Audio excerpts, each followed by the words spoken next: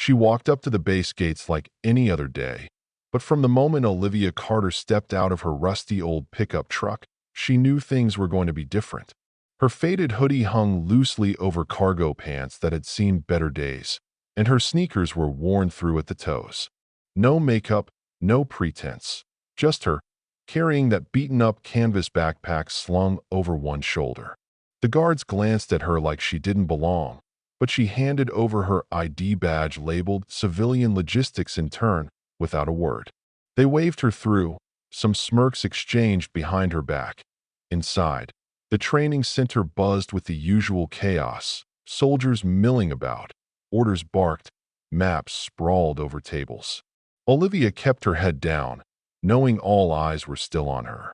A tall lieutenant with that arrogant grin spotted her immediately and nudged his buddies, loud enough for everyone to hear.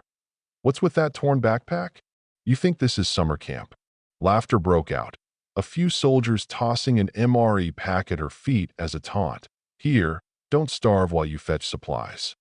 She bent down slowly, picked it up, and placed it neatly on the table without a word.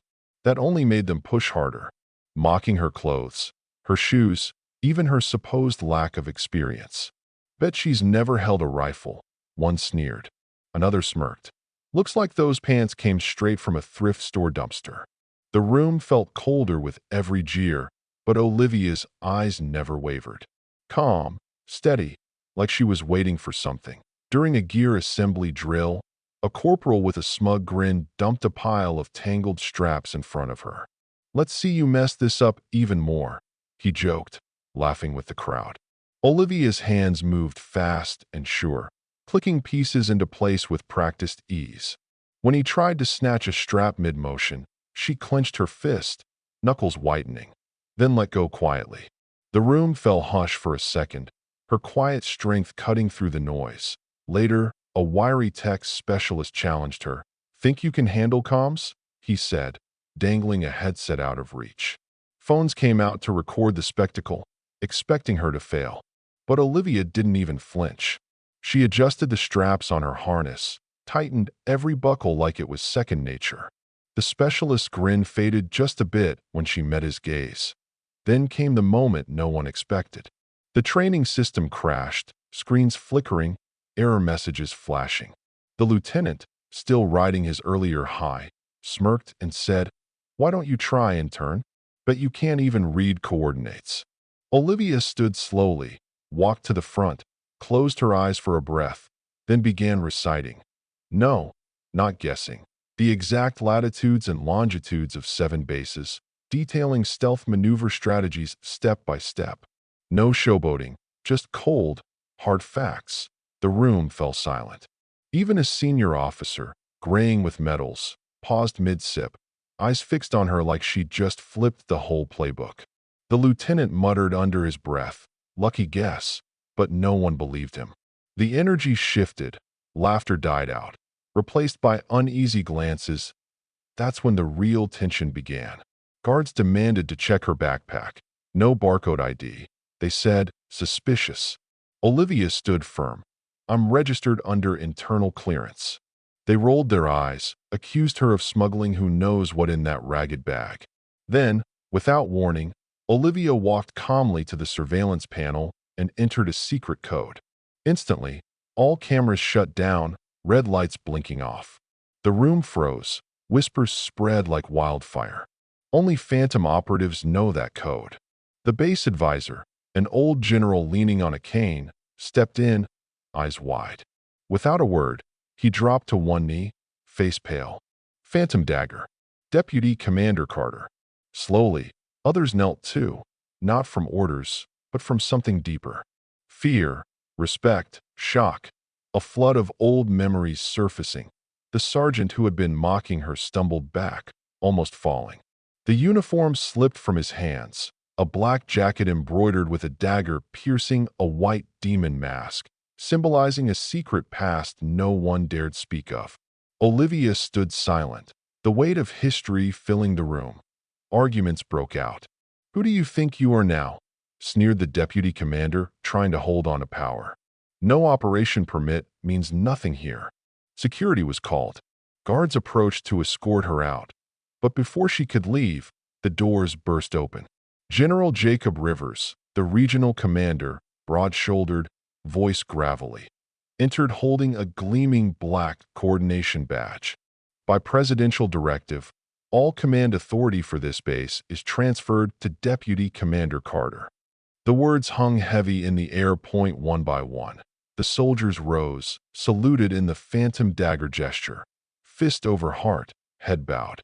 Olivia didn't step forward. She just looked at them, calm and steady. "You've already done the proving for me."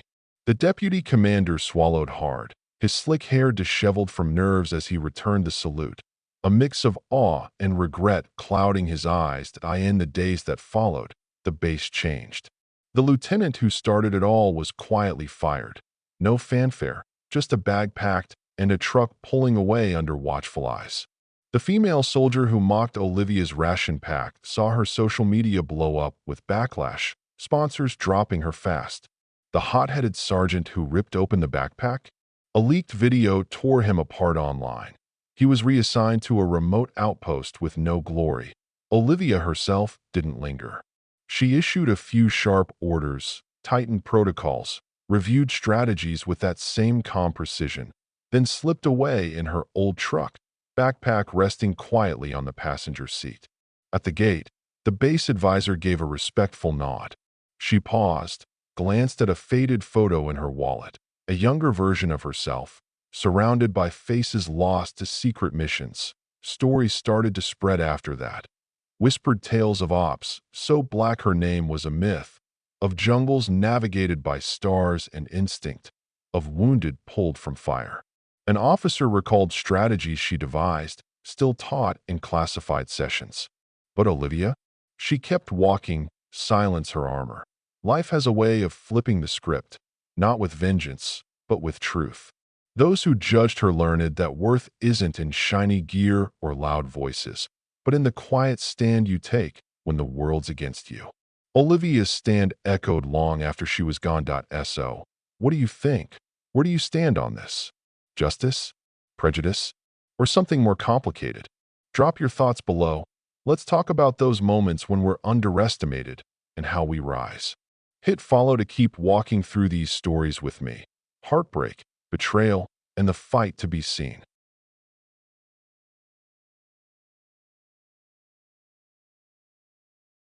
After Olivia left the base, her story didn't just fade away. It rippled quietly through the ranks, whispered over meals, and passed along in hushed conversations. Those who had laughed at her before suddenly found themselves silent or forcing smiles whenever someone mentioned Phantom Dagger, that legendary nickname she carried, the ghost of missions so covert most dared not speak of. Meanwhile, in another corner of the base, a young soldier named Emily, who had once been part of the group mocking Olivia, began to see things differently. She noticed the subtle shift in her comrades' eyes and realized how wrong she'd been to judge someone just by their worn clothes and quiet demeanor. Emily was fresh, eager but inexperienced, and Olivia had seemed like an oddity, someone who didn't quite fit. But watching Olivia stand steady, without snapping back, with a calm strength that seemed to say, "I know exactly who I am," made Emily question herself. Had I missed something important? Was I blinded by my own assumptions? One late evening, Emily found herself approaching Olivia in the nearly empty mess hall. She fumbled for words, unsure how to begin, but she needed to apologize and to understand. Olivia met her gaze silently. No judgment there, just a quiet invitation to talk. You see, Min True, sometimes in life we face moments when all our biases and cruel laughs collapse, leaving only the raw truth. Olivia stood her ground not just to prove herself right, but to show those like Emily, and even her harshest critics, where true worth lies. But this story isn't just about misunderstanding turned to vindication. Beneath the surface, it's about internal battles, doubt, jealousy, and the urge to change or hold on to old ways. Olivia didn't shout or fight loudly. She simply lived authentically. And that alone was powerful enough to shift the tides. Yet, just as things seemed to settle, A subtle but telling event shook the base. An internal memo leaked, revealing not everyone welcomed Olivia's return.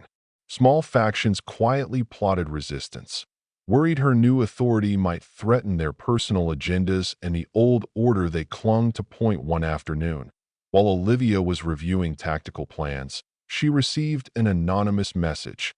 "We haven't forgotten. You won't be left alone." Instead of panic, a small smirk played on her lips. "Yeah, that happened," she thought to herself. Min True, here's where the story deepens. Not just a fight of one person, but a clash between past and present, truth and prejudice, those eager for change versus those clutching to tradition. Olivia knew she couldn't please everyone, but she understood her value didn't depend on acceptance or approval. And that's the question for all of us. When faced with pressure, doubt, and opposition, what will we choose? To stay silent or stand tall? To hold firm or yield to avoid conflict? Does justice truly exist in harsh environments like this? Or is it just a vague idea to be bent by those in power? I hope this English version captures the cinematic and emotional essence you want for your content on Mintrue Vayu. If you want me to develop more characters or craft a strong, open-ended conclusion to spark audience debate, just let me know.